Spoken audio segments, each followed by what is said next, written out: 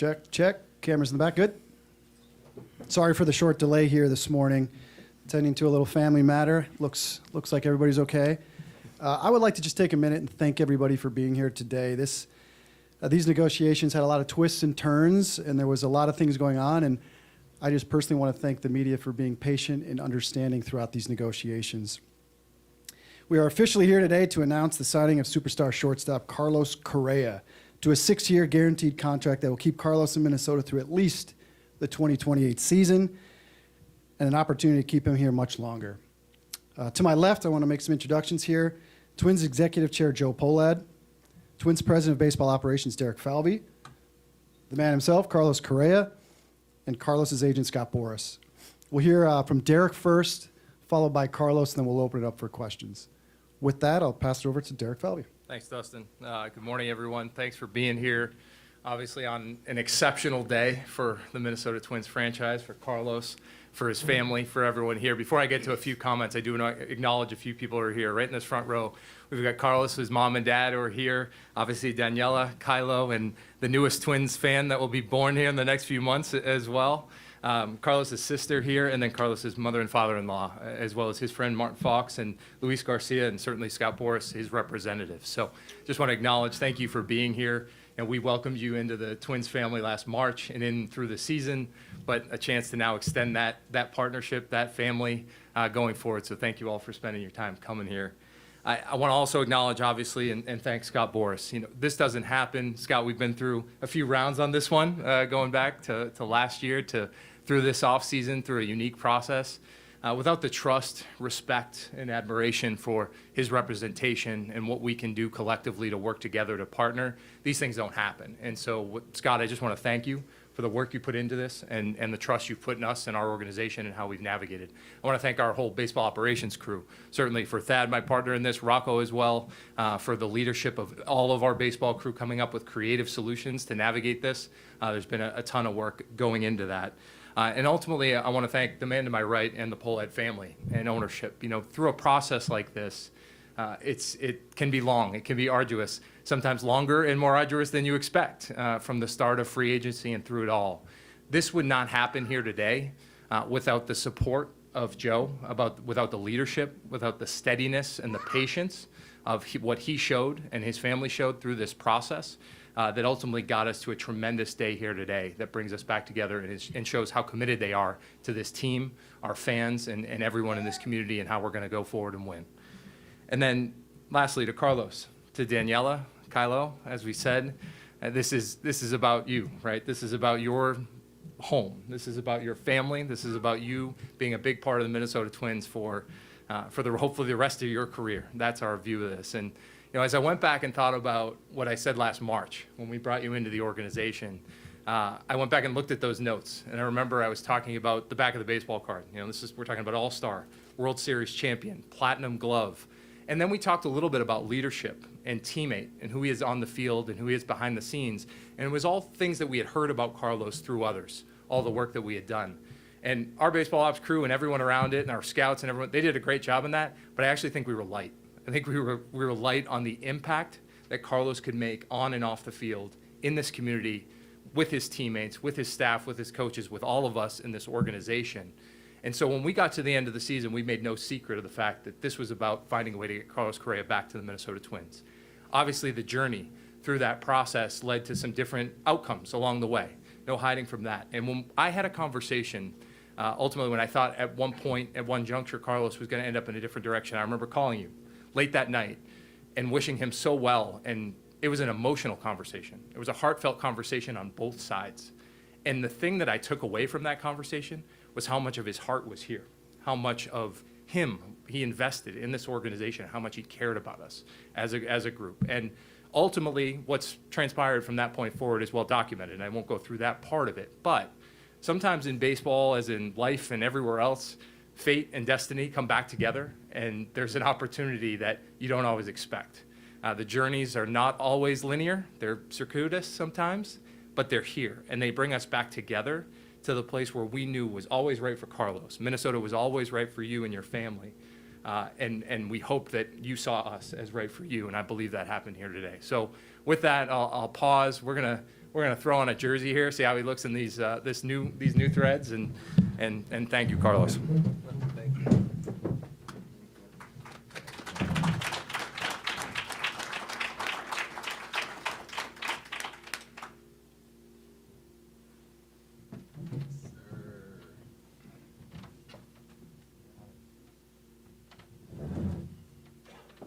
Looks good right now. These are clean. Yeah, they are.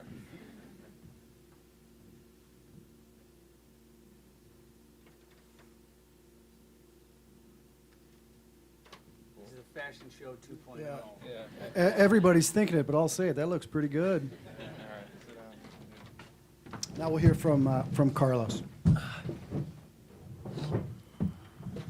I wanna thank the Minnesota Twins organization. I wanna thank the Pollard family for making this possible. Derek, Dad, and everybody involved.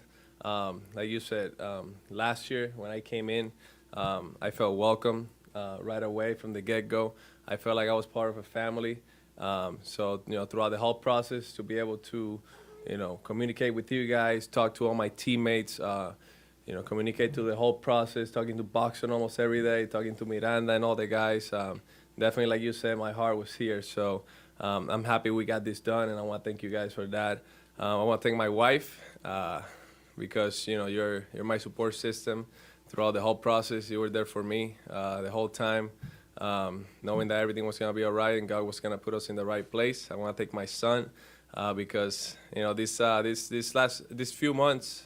Throughout this whole process, he's kept me busy. Yeah, you kept me busy. Yes, and the love of a father, it's something that can be described, as you guys know. I want to thank my father, my mother, because without you guys, I would not be here today. All the sacrifices you had to make growing up, poor in Puerto Rico. When I told you at 8 years old that I wanted to learn English because when I got to the big leagues, I wanted to be able to speak for myself. My Dad, for taking an extra job so you could afford bilingual school for me. At such a young age, you took me serious. My mother, for always making sure I had good grades. So you always told me going to a draft, you need to have leverage, you need to have good grades so you go to a good college. Thank you guys for all the sacrifices. I want to thank my mother and father-in-law because throughout the whole season, you guys are with us, supporting me, supporting Daniela, helping us with Kylo and our future son, Kenzo. I want to thank you guys for all the time you invest in our family and all the help you guys, you help us with. I want to thank my team, Fox, Papo, all the guys that work with me to make sure that I show up every single day and I'm ready to compete at a high level. I want to thank my agent, the best agent in the game. It's called Boras and the Boras Corporation. It was a lot of challenges thrown at us throughout the whole process, but at the end of the day, he got me to a place where I'm happy, where I feel right at home, where I feel like I'm gonna have a chance to win every single year, where we have a really good core of players, and I'm thankful for sticking with me throughout this whole process. I know it was probably the hardest job you ever had to do, but we talked every day, and I felt comfort every time I spoke with you. And I'm happy. I'm happy to be here in Minnesota. I'm happy to be a Twin. We started something special last year, and there's some more work to be done. At the end of the day, we want to bring a championship back to the city, and that's what we're going to work for from now on. Thank you, Carlos. At this point, we're going to open it up to questions. John Shipley. Well, I might as well start with you, Joe. First person that Derek thanked was you. This is your first big moment as the guy in charge. How do you feel right now? What does this mean for the organization? Yeah, quite the first 6 weeks on the job. I'm thrilled to have, I think we're all thrilled. Like everybody, I'm thrilled to have Carlos here. And I think your question was, what does it mean to have Carlos a part of the Twins family? I think, we're here to win. And Carlos is a huge piece to that. And so we are collectively trying to get better and better. And so when, we looked at, going into the off season, we wanted Carlos to be a part of that. And so, that's part of the goal. And so ultimately, we landed in a great spot. Dan Hayes. Hey, Carlos. There's been so many things you've had to wrap your head around this last month, where you might live, new teammates, new league, new ballpark, all that stuff. What's that experience been like, and especially as you're sitting here today? Yeah, it was not what we expected going to the off season. Traveling around the United States and going to different parts and getting the whole process done. But we stayed true to the process. I never forgot that I was a father, and I was not gonna let that affect me at home. So I kept my spirits up throughout the whole time. I was enjoying my time with my wife, my son. I kept working out and staying ready. The whole process was crazy, but the end game was great. I'm happy where I'm at right now, and I'm excited that I finally get back to work. I know where I'm gonna be for a long time, and I can help lead this group of young men to where we want to get. Over here, Phil. Carlos, from your point of view, what happened with the Giants? What happened with the Mets? And ultimately, how did things change and bring you back here?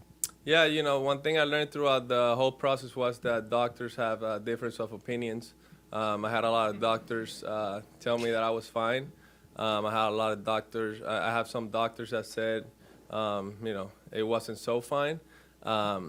It was shocking to me because since I had the surgery, I never missed a game. I never got in treatment in my ankle. My ankles never hurt.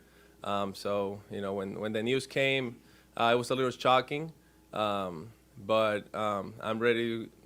I'm in my mind with the expertise of some doctors, named doctors like Dr. Elitrash telling me that the ankle is great. It's in great shape. Dr. Kemp here telling me that I'm in outstanding shape, even better than last year. He told me so.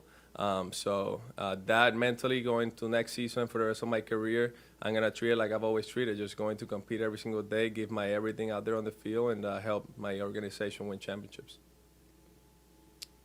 Betsy. Hey, I guess this is for maybe Derek and Scott, maybe Carlos too, but can you take us through the last 72 hours or so and how this deal came together? Derek, You can jump in, Scott, but I would say, it was a unique 72 hours, but it's really been a long journey through the entirety of the offseason. For us, we looked at it as we started the offseason conversations with him, obviously had some parameters discussed at that time. As things progressed through the offseason, we knew this could take some time, right? Carlos is one of the best players in the game. He's going to have a lot of choices. We were not naive to that, and certainly he continued to have many choices.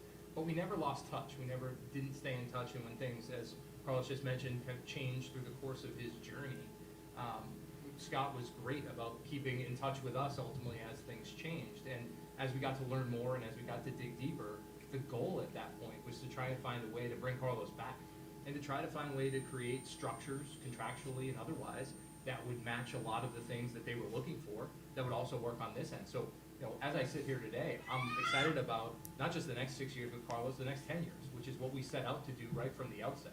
It's structured in that way, it's built that way, and we partnered on what that could look like.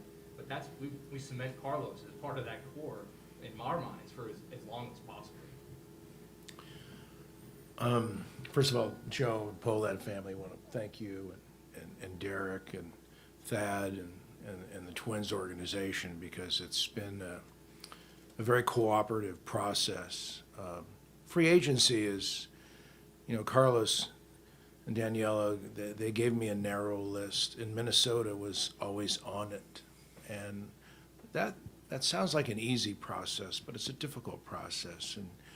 And certainly Carlos's experiences here were so welcomed. And the other thing that Carlos knew was that the Twins has this juggernaut of young talent that Carlos, as you know, is the assistant general manager of the Twins as well as being a player. And so his evaluation skills, which are frankly quite extraordinary, knowing the character of the players, he had a vision that Minnesota was definitely a place that he could achieve all of his career goals. When you have physicians that are functional and practicing orthopedists who know players. And the benefit of the Twins was, and we should all reach out to Dr. Chris Camp, who has been throughout this process, maybe the most understood physician of Carlos, because he got a chance to spend a full year with him, examine him before the season, during the season, after the season, and make assessments and do things. And that, I think, was paramount to making great decisions about what the organization should do and the benefit of what Carlos can provide to the winning culture that the Pohlad family wants for the Twins. And I think having that base, it gave Derek and I a very sound foundation to work from. And it gave us a clarity that most organizations did not enjoy, where they did not have the information and the depth of understanding of who Carlos was and what his true medical status was. We're not here to fault exterior physicians and their opinions. But I will say that medicine, and particularly in sport, orthopedic functionality and clinical exam on a day-to-day basis is far more important than an MRI. And I think that foundation and understanding that the Twins organization and us agree upon as to Carlos, and that really allowed the theater for us to put together a fair and equitable contract, put together something that really will allow him to be here for potentially 11 years and be a $300 million player for the Twins when you can consider last year as well. And to do that, you have to have ownership, you have to have very astute executives, you have to have a medical team so that the foundations and the trust of this come together. And that's really was the format. And I will say this, that Derek did not let notice go. He was constantly in communication, constantly calling, because I think they knew, they're the organization that truly knew the leadership value in addition to the skill and what he could mean to a franchise. And Derek, I really appreciate that persistence. That was not easy in the face of a lot of things, and I thank you for doing that. Megan. Hi, Carlos. Good to see you. I'm curious, you kind of touched on this a little, but how did you weather just the emotional ups and downs of the last couple of months? Like not thinking you weren't going to be back with the Twins, having these other two deals with teams I'm sure you were excited about fall through, and then ultimately landing back here. It's just a lot mentally, so I'm curious how you were able to kind of persevere through all of that. Yeah, it was definitely an emotional roller coaster, but as you know me very well by covering me every single day, I focus on the things that I can control. And some of these things I had no control over them. So I was not stressing over it too much, just for the simple fact that I could not control their decisions and what some other doctors said. What I can control is prepare my body every single day to compete every single day, to show up every single day, to help my team win. Those are the things that I can control, and I stress about that. And as you know, I take really good care of my body. I'm very disciplined when it comes to my preparation in season and the off season. So those are the things that I stress about. The things that I can control, I let them up to this man, and he always did what's best for me and my family, and I'm always gonna appreciate Scott's work because it was a thing of beauty. Dill. Derek, to get here, two other teams decided that that their risk tolerance wouldn't, that based on their risk tolerance, they wouldn't find an agreement on a deal with Carlos. What made you guys comfortable with the risk tolerance and the parameters that you found? Yeah, I think what we ultimately achieved was a conversation about some change in parameters. I don't want to speak specifically to other teams' perspectives on this. Quite frankly, I know Scott would probably say this. I would expect this. There were plenty of other teams that were still interested ultimately, but there was a pretty narrow field of teams that I know Carlos wanted to go to. And at the end of the day, we were still on that list, and it was a pretty short group. Other teams went through their process. We tried to come up with a creative solution that would work for us. And ultimately work for Carlos and find that overlap, and we did that. But I think what we learned through that process, and again, I just think back to that conversation I had with him that night, his heart was still here. There was still a drawback here, and ultimately there are parts of the journey that take you different directions, But I think what was clear toward the end, what Scott relayed to us, was how much Carlos wanted to find a way to make it work here. And that's ultimately what we felt, how we would get there. So we felt really good about this deal, the way hopefully it's structured. Ultimately, as Scott just articulated, a chance for Carlos to be an 11-year Twin, maybe longer, right? Hopefully longer. We want him to finish his career as part of this organization. Dave. Derek, what did that persistence look like on your end? Like, how often were you optimistic, pessimistic? The emotional journey of that part, I would say that we just, as this was progressing and ultimately there was a new conversation to be had, this is where I credit Scott and his team and Carlos and quite frankly, I said this earlier, for Joe, ultimately taking over this role and this opportunity and what he's done. Obviously, he's been a part of our team for a long time. I can think of no better way to articulate the seamless transition from Jim, his uncle, to Joe than what we just went through. Ultimately, going back to March and the contract we came up with, and then the offseason. And Joe's been a part of those conversations for the last 5+ years, at least that I've been here. So I expected that. But Joe's patience was matched in a similar way by what Scott and Carlos were showing, but also that persistence and that desire to find a way to get to the outcome. At any point during that journey, any of us could have said, you know what, we've tried, we've gotten to the end point, we can't go any further. But nobody on this dais or part of our baseball operations crew, Rocco, our coaching staff, his teammates, these guys all wanted Carlos back to be a part of the Twins. So we just had to stick with that. And the end of the day, we know how our fans responded to Carlos. We know what he did in this community over the last year. This is a huge moment for our organization and everything going forward. I know we're talking a lot about what transpired in between, but the way we look at it is this is about today forward, about how Carlos is going to be a core member and key leader of this team, hopefully for a long, long time. Patrick. Scott, from a distance, it looks like the teams wanted length early, but then they were worried about length when they did am I right? They were trying to keep the cap number down a little bit, and then not the cap number, but the luxury tax down, and then they worried about length when they saw the MRI. Am I right or wrong here? I think the clubs modernly, particular types of teams are trying to reduce their, competitive balance tax as best they can, and obviously they're adding length and years to the contract, and that substantially benefits certain organizations over others. However, in the fairness to the player, you have to look at the fact that he has to execute a contract, and in one term they want length, and in other terms they don't, and that's where it comes back to medical opinion. This scenario is about a large separation in the orthopedic community about functional fitness and clinical exam versus looking at an MRI.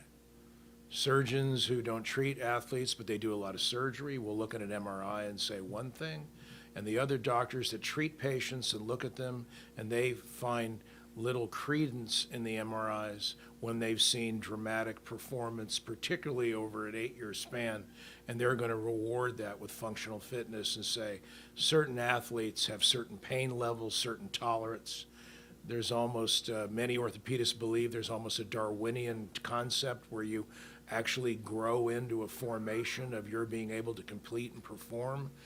These things are all in the orthopedic community. They will all tell you, but it is a dramatic chasm between how some doctors feel and other doctors feel about the longevity of a player's performance. Jim.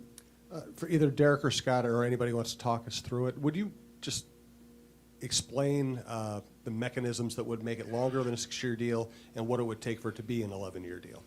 Yeah, so it's really pretty direct. I know there's a lot of, you can do a lot of unique things in a contract around the later years, particularly around options. So those options in those subsequent 4 years after our 6-year guarantee are triggered by plate appearance thresholds. I mean, Carlos goes out there and plays and plays effectively during those years. Ultimately, he's gonna get to those. And I think as Scott articulated, we all believe that. We all believe that's going to transpire here. And I think what Scott's referencing with the 11 years, when you add in our last season, now you're looking at that. I think that, as Scott's talked about a few times now, this was us trying to figure out, balancing some of the information we have or learn through the process, but also our belief in this athlete, how he prepares, how he goes about his work on a daily basis. I mean, this is no disrespect to anyone else who's in that clubhouse. He's among the best I've ever seen in terms of preparing himself, taking care of himself, influencing others to take care of themselves in a way that's special and different. So I just think that that's all part of the equation here in a way that factored in as part of the dialogue for us that ultimately got us to that agreement that we think works out to balance both sides of that equation. Dan? Carlos, last year you got a chance to look at the organization from the inside, and I know you said in October you kind of made a list of things you hope to change going forward here. What kind of impact do you hope to make here during the length of this contract? Obviously, the main goal is to win, and by winning, I don't mean making the playoffs. By win, I mean winning championships. And I think with the core group that we have, and the right guidance, and the right work ethic, and the right just atmosphere in the clubhouse, we can accomplish those things. When I look at this roster, last year we were in first place for over 100 games, and then the injury bug got us a little bit. But my expectations for this team are very high this year. The players know it. I talk to Byron Buxton pretty much every single day throughout the whole process. I talk to Miranda every single week, Nick Gordon. I mean, you name it, all the players. In fact, when the news that I was coming to Minnesota again broke out, every single player in the roster texted me. And that means the world to me, because to earn my teammates' respect in such a short amount of time and their love, for me, that's just what it's all about, right? So for me, like Derek said, my heart being here, the whole time I was talking to Popkins, who's our hitting coach. I was talking to the players. I was always involved with everything and how we can make each other better, even though I was not formally part of the Twins at the time. But yeah, the goal is simple: is to win championships, and that's what we're trying to accomplish here. John, wait for the mic, please. Hey, Carlos. How are you? How you said you were surprised that the Giants balked and then the Mets. Did that kind of come out of nowhere for you? Obviously, you've been healthy for so long. Was it just a real surprise? Like I said, very surprising, especially because, in 2022, I did 3 physicals. I did one full physical with Dr. Elitrash before I did the physical with the Twins before I signed the deal. And then I did an exit physical with Dr. Kemp again, and everything was fine. So, going into that physical, there was no concerns on my part. My body feels great. I played throughout the whole season. Never felt better. So, yeah, it was surprising. But that led me here, back to the Twins, and I couldn't be more happier. My family's very happy. Danielle is excited. Kylo is going to grow up to be Minnesota nice, which I love. And, yeah, we're very excited. I get more juicy Lucy's also. Patrick. Carlos, have you made peace with the right center field wall? I saw you give it some dirty looks last year when you You know me very well. You've been watching. When you killed the ball a couple of times. But they're not going to lower it for you or anything? We've had some conversations about it last night, actually. We'll see what happens, but we talked about it for sure. John. Question for Joe. Joe, in your first 6 weeks, you just oversaw the biggest free agent signing the Twins have ever done. Is that a sign of things to come? We'll take that on a case-by-case basis. So, no, I mean, like Derek said earlier, we're in constant communication, and we're always looking at ways to make our team better. So, if those opportunities come forward, then we'll evaluate that then. So. Hey, Scott, Carlos said early on that this was probably the toughest job you've ever had to do. Can we take probably out of that equation? Like, all the free agent sagas you've been a part of, would this rank number 1? Well, my job, it's a privilege to represent a player who has a skill level, but really having the aptitude, the attitude, and the leadership qualities of this player, it's like you can't you can't do a good enough job by expressing as an advocate what that means to a franchise. The great thing about this situation was I didn't have to say anything, because I always remember I got a call from Thad and Derek, and normally when a lawyer gets a call in the afternoon in the middle of the season from executives of a team, usually it doesn't go well. So, but they called to say, you know what? This man is a superstar talent. But the leadership quality, what he means to the organization, what we feel we can execute with him is something that we didn't even know, as studied as they are in the game. And so there was that recognition point made this process something that was conceivable. But the most difficult part for me in the process is that teams employ medical experts. They have to. They need judgment. And the problem I have is that judgments need to be made in a proximity. And if you're not in the proximity of the athletes, if you're not there day to day, and there's reliance on judgments that are the exterior to the athletes, and then I can't address the issue that's ongoing in the medical community, in the orthopedic area, where you're making judgments, the crystal ball approach about the future, which affects players' lives. And that's the frustration level, is that the medical community of those who are closest to the athletes, who are similarly trained, similarly gifted in their abilities to practice a specialized area of foot and ankle, there's just this reliance on something that's so distant, an MRI, rather than the functionality and clinical exam on a day-to-day basis. That was difficult for me, because you watch a family go through this, and frankly, you watch organizations go through it, because they would like the exams to be favorable. They want to execute what they believe is, and so this is something that the medical community, in my mind, needs to sit and make judgments. And the reality of it is, those allowed to make judgments need, in my mind, need to have the proximity of the treatment of the player being direct rather than indirect before they can be relied upon to make those judgments. And that, to me, has been the most difficult part. One of the great parts of this, though, is to see the performance of a player, his execution with a team, and to see a team then reach out and know how important that is to them and what it means to them and their understanding of the game and of a player, because that honors a player. And I'm so glad that Carlos and Daniela and their family got to know that a team really, really, truly understood and trusted a player for things well beyond his skill, and to have a physician that worked with the player year in, year out, make an opinion that was truly his own, truly based upon, I think, facts that a lot of doctors didn't have to get this deal done. Jim. Other than that, I'm not frustrated. For Derek and Assistant General Manager Correa, how does this signing affect your pursuit of other players in free agency or via trades? Does it limit you in any way, or does it embolden you to go out and get somebody who makes a big difference now? Yeah, I'm afraid to defer to my assistant GM on that comment right now. But no, I think Joe just touched on this.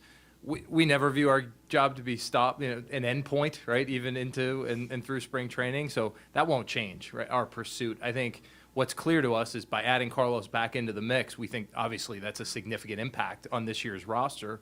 You know, what are ways we can continue to explore ways to continue to add to that roster? We've made no secret of that being our goal and our mission through this process. Obviously, free agency this year, in a unique way, sped up, maybe more than it had in previous seasons. So from a free agent market standpoint, not to talk to specific players, as we look at our roster right now, Carlos alluded to some of them, we feel we have a lot of real depth there, and a lot of good players already on our roster. I'm not sure there's that many opportunities out there via the free agent market for us to make that group better. But that said, it doesn't mean we aren't going to continue to think about ways to be creative that could help improve our roster in different ways, whether that's through trade or otherwise. So I would just say we don't have a clear-cut next step on that, but we'll continue to work likely up and through when we get to Fort Myers. I know Scott's going to join our medical team. So. I think Kylo's getting close to wanting to see Dad, so maybe time for just a few more. Phil? Derek, all credit for staying in touch aside, no one could have predicted this convoluted path. I don't imagine this was part of the strategy. To what extent do you feel lucky? And conversely, was there any inkling on your part, on the team's part, that there might be difficulty with the Giants and the Mets deals? Yeah, going into the process, I would say that we certainly feel very fortunate to be sitting here today with Carlos, because this was our goal from the outset. How we got here, obviously, as you just mentioned, was a unique journey. But I would say that up until the moment that we heard that about the San Francisco process getting there, we hadn't really had that conversation, hadn't thought about that. But that was a little while back now. From that point forward, I can tell you that Scott, both ways. I mean, I know Scott said that earlier about me staying persistent there. We stayed in touch because there was, I think Dan asked this question earlier. What would have stopped us from potentially continuing that process or that part of the conversation? It was so clear to me then, even when that transpired, that he was very interested still in coming back to the Twins. And ultimately then, subsequent to the next agreement, the same thing came up again. It's a feel, I guess that's just more of a feel thing, and they can speak to it more than anything else because they were on the other side of it. But it felt like he wanted to be a part of this. So we never gave up hope during that period of time that we could find a solution to bring him back. And until that door was truly closed, we weren't going to let that happen. So I do feel fortunate to be sitting here today, but it was always part of our mission from that point forward when we found out there was potential uncertainty around the first landing spot that we figure out a way to bring him back here. Doe. Just shout it out there.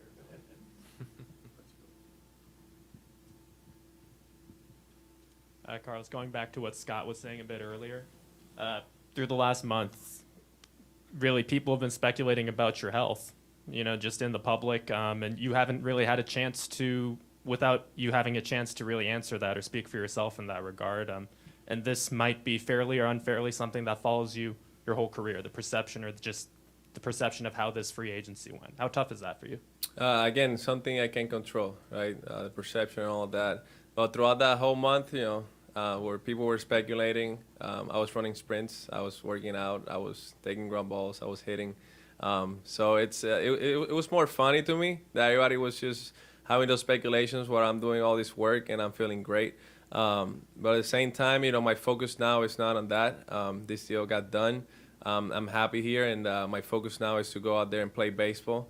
One of my goals is to hopefully one day be in the Hall of Fame. And in order for me to do that, I got to play really good baseball for a long time.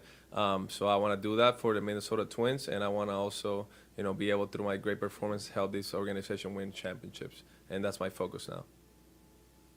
Reggie.